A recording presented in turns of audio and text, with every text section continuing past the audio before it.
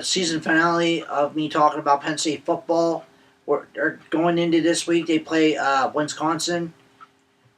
Penn State came off a tough heartbreaking 23-20 overtime loss to the Nebraska last week. During that game, special teams was the culprit why they've lost that game.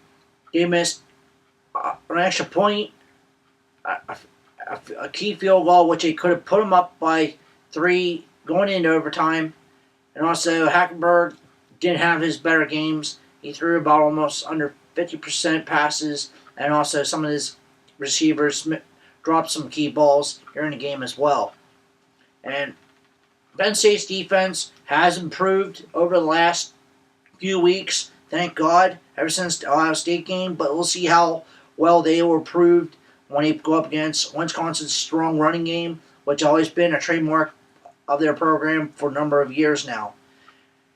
Last time when Penn State and Wisconsin played in Camp Randall, Penn State got shellacked big time, 45-7, thanks to Russell Wilson's performance, which led them all the way to Pasadena, which they lost a heartbreaking nail-biter to Oregon,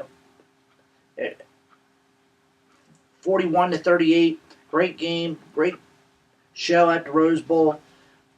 Penn State's passing game, they got to be on their A game, and this could be a game where they may have to throw about 55 or 60 times, because their running game is going to have to got to show up if they want to improve any balance, they have any chance to winning this game. But Wisconsin's, they have a good quarterback, one of them good decision-making type quarterbacks.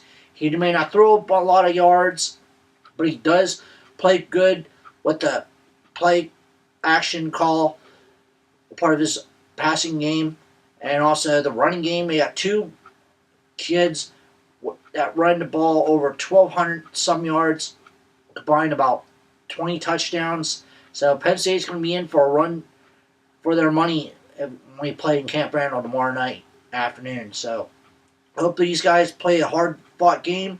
Hopefully they can get that 7th victory as it have their another winning season under the tutelage of Brian O'Brien. But it won't be easy. It's not going to be an easy game. I wish the guys all the luck. I hope they go out there and play everything, give it everything they got. This is their last game. This is considered like the Cheesehead Bowl for them. So this is like a bowl game. So get out there with everything you got and just try to get that 7 victory, boys. I know Wisconsin's tough, both sides of the ball, and they're very solid on special teams as well. We got to give it everything we got. See, good luck to you. I hope you guys can pull it off. If not, it's just, hey, it was a hard fought up and down year. Hopefully that can make us a better football team in the next couple of years once we get our scholarships back, and hopefully we can get our bowl ban lifted before next season as well. Let's keep our fingers crossed on that. Until then, to all Penn State football fans, this is the Marlin Show, Marlin Gross. It's been a fun ride talking Penn State football this year. I hope Penn State can pull off the big victory against Wisconsin tomorrow afternoon. Let's keep our fingers crossed on that. Not, hey, let's hope for a great game. Hopefully it won't be a blowout like the Ohio State game. That's all I have to say on that. Until then, I'll be talking more. I won't be talking more about Penn State football till spring practice time in the spring. Hackenberg, thanks for everything, buddy. Play your heart out. One more game, bud. And see that spring practice and game film sessions throughout the offseason will make you a better player.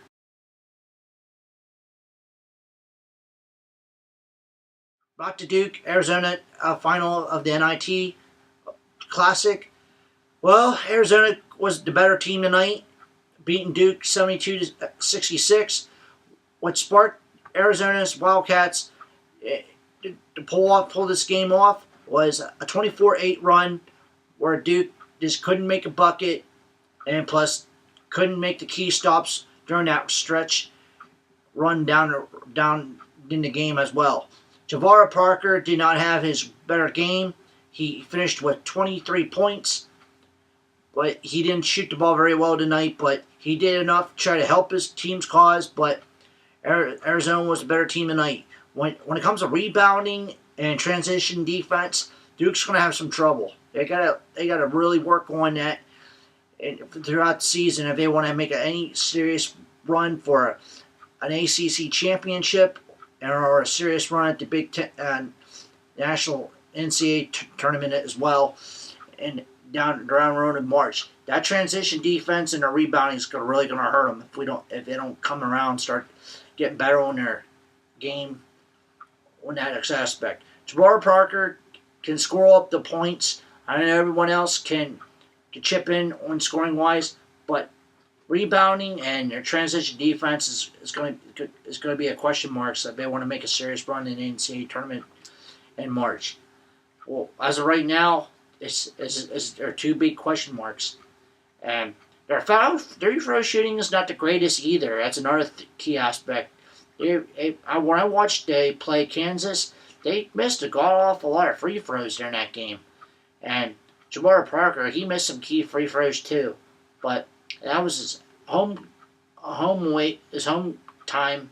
He got a chance to play in front of his home folks from Chicago, which he was a native from Chicago, which he played for Semi, which was the home of the legendary Benji Wilson.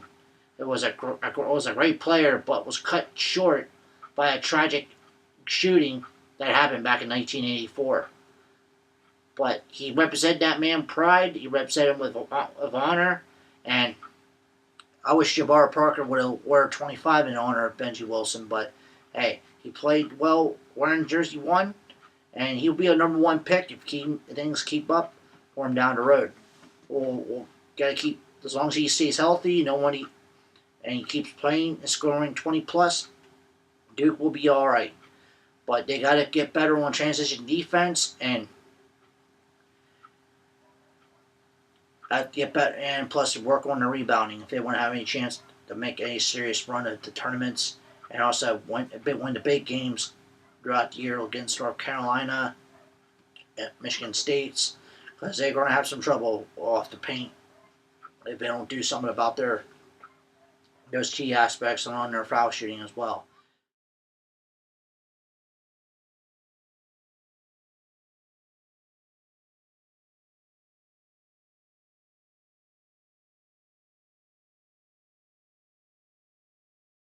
Matt Mcgloin really came a long way since he took over the starting quarterback job at Oakland.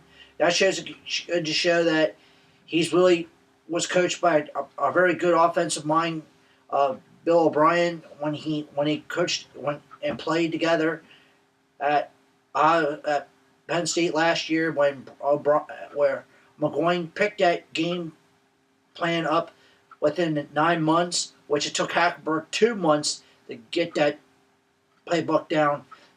That's a very that's a very complicated playbook to master. You telling me, but Hackenberg is really showing his stuff. You know, he has his ups and downs. He struggles against great defenses, but back to Mcgloin. Matt Mcgloin really stand out as he deserved to play in the quarterback in the NFL. He deserves to be the starting quarterback for the Raiders. He has more heart, more desire, and more willing to get out there and play everything he has than Terrell Pryor, who suffered a leg injury. Now he can't play. As far as I'm concerned, if anybody should be a starting quarterback, should be Mcgloin, because he worked so hard. He's come to be more of a student of the game, more and more as we go along. He played a pretty good game in my book during his Thanksgiving game against the Cowboys, despite he threw a floating pass, which turned out he got intercepted. Raiders went on to lose 31-21 to the Cowboys, but it was a good game. Mcgloin came a long way. He's going to take his lumps. He's going to take his beatings, just like anyone else. Keep your head up, buddy. Keep working hard. Keep watching your game films.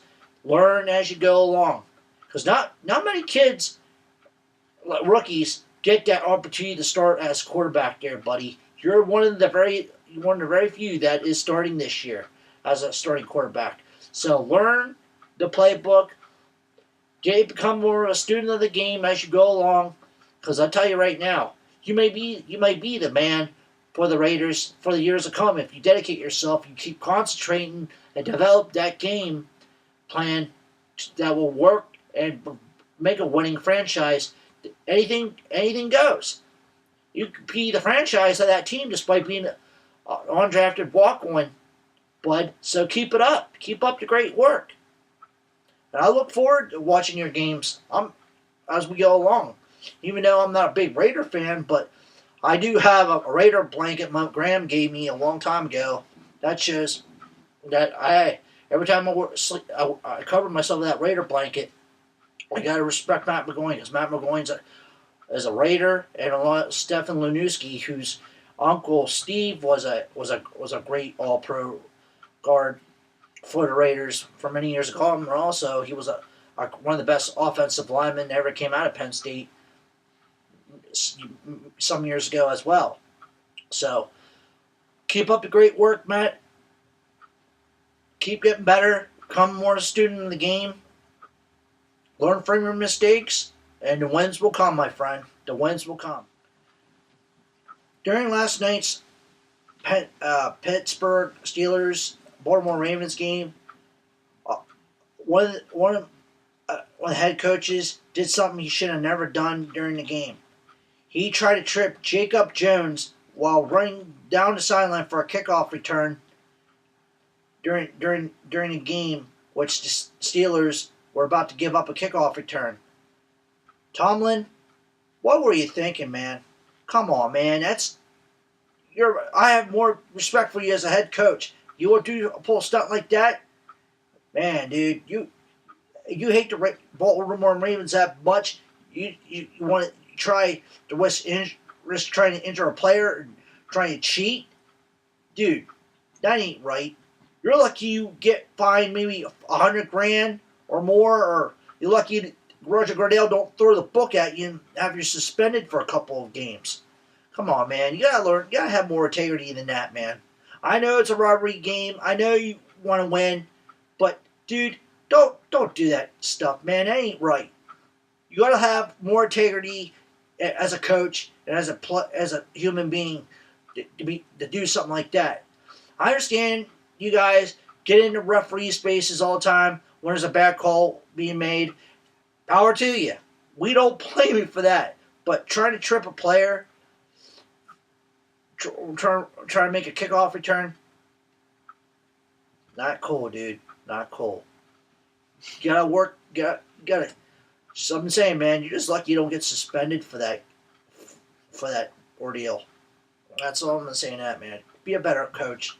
Be a better example for the Steelers organization, because you're lucky Art Rooney didn't chew your butt off for that crap. Come on, man. You gotta have respect. You can't disrespect all the players of Steeler Nation for that. That's not cool. Every player Steelers Nation, from AC Greenwood, even may he rest in peace, Joe Mean Green, Terry Bradshaw, they'd probably like, man, what the hell was that coach is thinking when he did that? You gotta have more. You have more class. That was on a classless act. You gotta have more class to do something like that, Tomlin. Come on, man. Don't do that. Don't ever do that again.